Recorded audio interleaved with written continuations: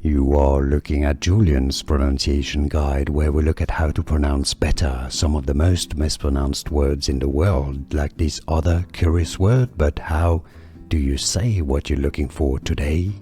Let's learn once and for all how to pronounce this name. I know it confuses a lot of people because you see it on your plumbing, in your kitchens, in your bathrooms. It's actually a brand and a surname from Germany. So we need to hear the German pronunciation first. Grohe.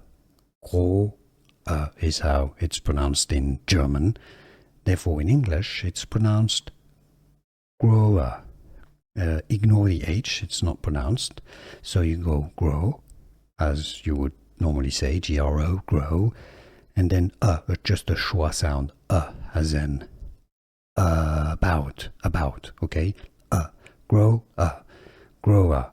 It's easy, or in German, grower. And now you know.